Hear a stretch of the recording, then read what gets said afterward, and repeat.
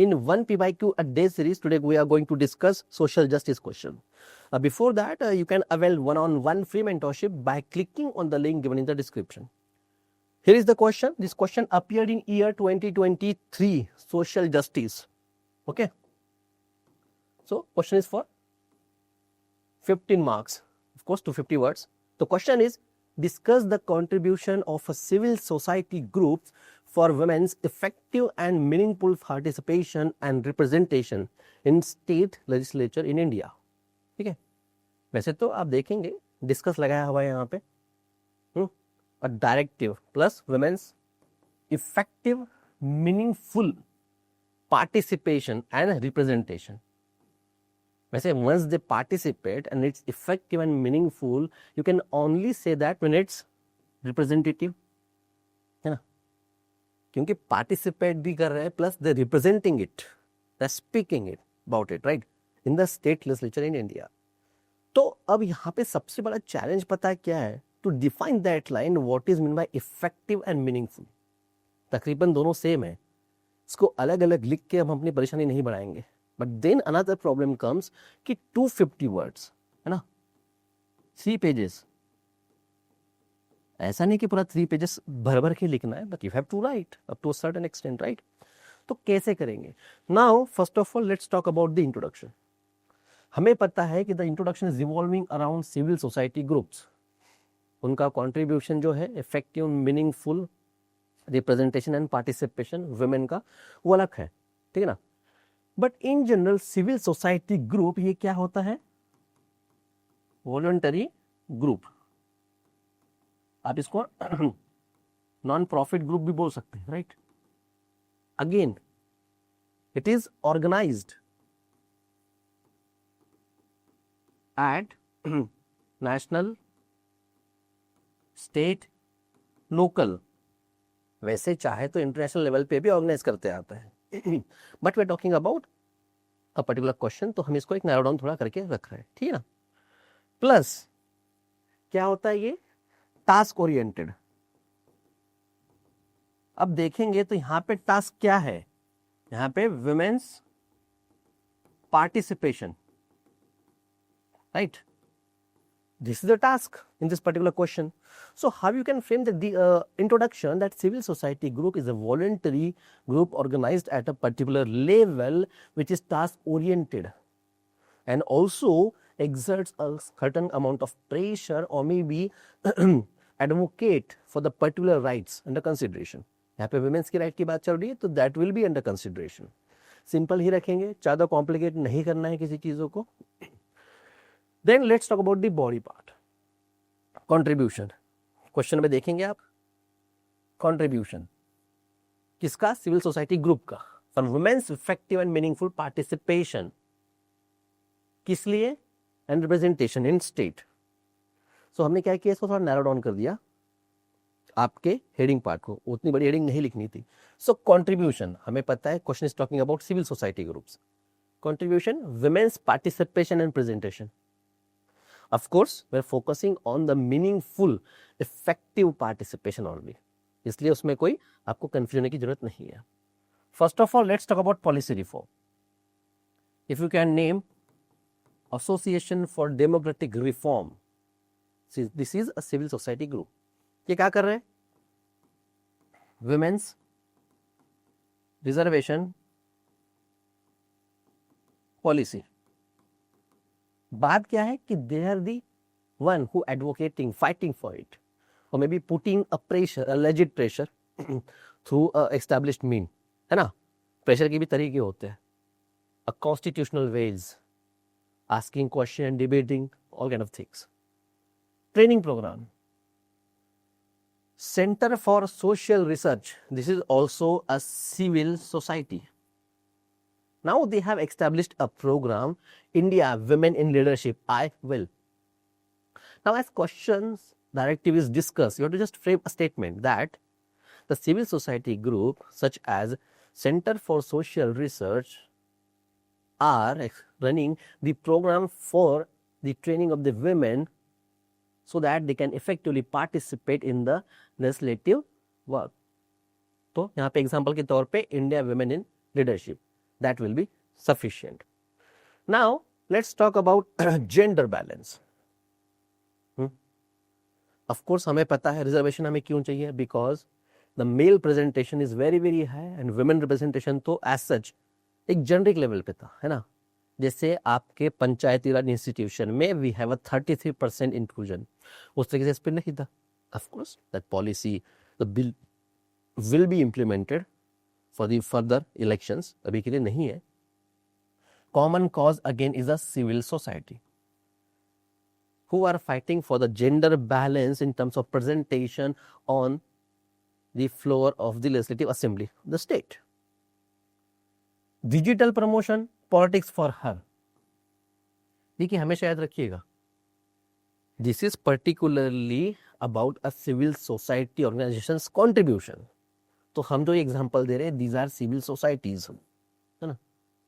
Now politics for her is providing a digital platform of promotions so that they will be more aware of the legislative procedures, plus they can also present their thoughts, their opinion in the public domain. प्रचार तो चाहिए होगा, plus awareness भी चाहिए होगा. So it is a part of it. Awareness, advocacy in general, है ना. देखो awareness advocacy with respect to vulnerable group, it's a continuous process. यह आपको हमेशा समझना होगा. ऐसा नहीं है कि एक बार बोल दिया खत्म हो गया.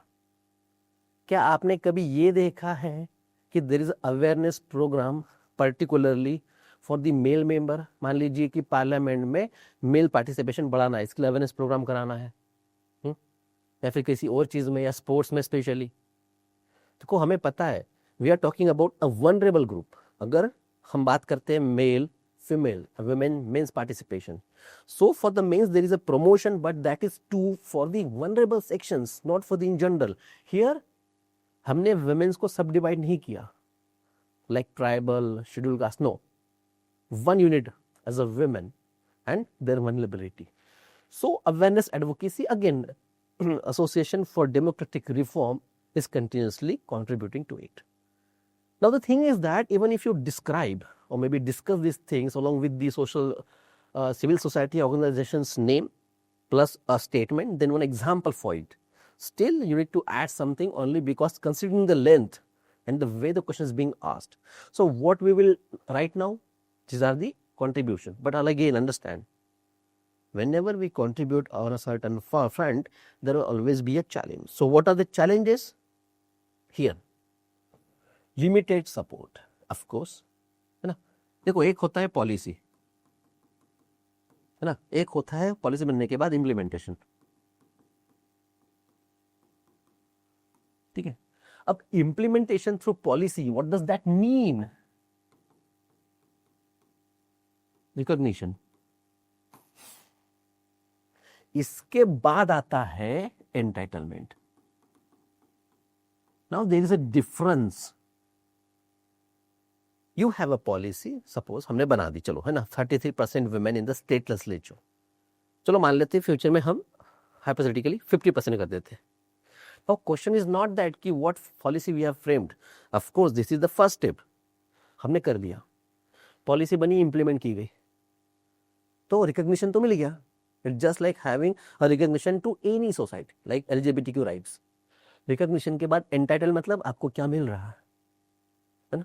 Your rights are recognised, but entitlement के फॉर्म में वो विजिबल भी तो होना चाहिए. So limited support. तो उस तरीके से सोचेंगे तो you have a sentence framing materials front of you, right. Social stigma कैसे? इन जनरल औरतें हैं, चार दीवारी में रहती है वाला सिस्टम, है ना. सो सोशल स्टिग्मा क्या है कि oh she is participating in politics, she must be not of a good character. ये चैलेंजेस सोसाइटी के है, because womens are the part of society as good as men. आप वहां पे रहेंगे, people will talk, so that affects, है ना, कोई भी general issue. Being a part of society, the social words interaction do affect us. तो social stigma attach है, ये चैलेंज है. So many women who have a capacity to deliver only because of social stigma, वो नहीं जाना चाहते हैं. Perception of common people, क्या होता है ये perception? क्या पॉलिटिक्स में जाने के लिए बहुत पैसा लगता है, only money plays a role, अपने बस का नहीं है. So the perception that the elections are moved by the financial power and muscle power, है ना, गुंडागर्दी वाले इंसान चाहिए होते. So perception that are also hindering a participation of women. Token representation, मान लीजिए मिल भी गया, है ना, I am not talking about a Panchayati Raj institution, मान लीजिए पार्लियामेंट हो या फिर state legislature, they got a presentation. Effective meaningful का मतलब क्या होता है कि उनकी बातें सुनी जा रही है, साथ में वो सुनने के बाद that will be implemented which should reflect in the policy formulation. तो टोकन प्रेजेंटेशन का कंसेप्ट क्या है कि women's are there, but when you look at the numbers, like the bill moved by them, introduced by them, the suggestions offered by them are incorporated in the policy overall, तो आपको पता चलेगा कि अरे वो बात तो कर रहे हैं but people are not listening to it. So these are the challenge part. Then give briefly a measures part, suggestions. Financial support in general लगता ही है ना, थोड़ा बेसिक तो खर्चा होता है. इंट्रा पार्टी रिफॉर्म्स, वुमेन्स को सुनना चाहिए, listen to them, understand them and also give a value to their opinions and their suggestions. Elimination of violence and harassment up to certain extent, if not always, है ना, कहीं ना कहीं ये चीज होती है, तो then you have to take care of that as well. Women focused programs, yes. Training, I said awareness, it's a continuous process. Likewise training as well. एक जमाने में पेन पेपर से सब कुछ चलता था, now we are moving into a digitalization of a सांसद as well. तो आपको women focused program रन करने पड़ेंगे. They might have an idea but they don't have a proper words or maybe a criteria to express it. आपको उनको train करना होगा. Ideas are valuable, है ना, because ideas only can give shape to the reality. तो discussion जरूरी है. Rotation of seats, ऐसा लग रहा है कि particular section having a dominance, बार बार वही सब चीजें चल रही है. So we have to rethink about the rotating the seats only to encourage womens on the larger number. एक होता है ना, अरे वही जीते जा रहे हैं. I understand there are multiple dynamics, but to certain extent कि particular party, if a candidate contesting election from a particular party, they have higher chances of winning generally, है ना, allegiance होता है. It just like if you are graduate from the IITs, IIMs, in general आपके higher chances होते हैं अच्छे job लगने के, right? तो rotation of districts. Disclosure, exactly क्या, the contribution made by them, the suggestions, उनकी कितने सजेशंस को लिया गया, everything should be in a public domain. Parliamentary debate discussion तो आते हैं, राइट, स्टेट लेजिस्लेचर के भी डिबेट डिस्कशंस पता चलते, but it has to be more transparent in public domain. अगर मान लीजिए कोई पार्लियामेंट्री या फिर स्टेट लेजिस्लेचर फ्लोर पे कुछ बोल रहा है, तो these are the suggestions given by this XYZ women groups, ये इतने इंप्लीमेंट किए गए, ये रिजेक्ट किए गए. थोड़ा अगर डिस्क्लोजर बढ़ेगा, so this chances that their ideas maybe the words will be taken more seriously and they will get more weightage. ठीक है, so this is just addition but keep it short in comparison to the core demand discuss वाला part. इसको हम इसलिए हमने novelty format में दिया है, but it will be short. Then conclusion, देखिए as I told you participation की बात है ना, meaningful effective participation और representation, it's a continuous process. But कौन कौन, देखिए अब एक होता है गवर्नमेंट, ठीक है ना, एक होता है सिविल सोसाइटी, एक होता है citizens. So empowerment of the women specially from the legislature point of view is a continuous effort which requires the guided efforts from both or all government, civil society and citizens. इस तरीके से भी conclude करना चाहते हैं तो that is perfectly alright, कोई problem है नहीं, है ना, क्योंकि of course it is not just about the civil society, वो तो कर ही रहे कंट्रीब्यूशन, उसी के बेसिस पे तो क्वेश्चन है पूरा हमारा. But what about the government, policy बनने के बाद सिविल सोसाइटी पॉलिसी इंप्लीमेंट नहीं करती है. They may be a catalyst which drives the policy formulation. But सरकार इसको implement करेंगी, and of course citizen government feedback loop है ना. अगर इनका अच्छा coordination है तो yes, result will yield. Okay, so this is all for today. Thank you everyone.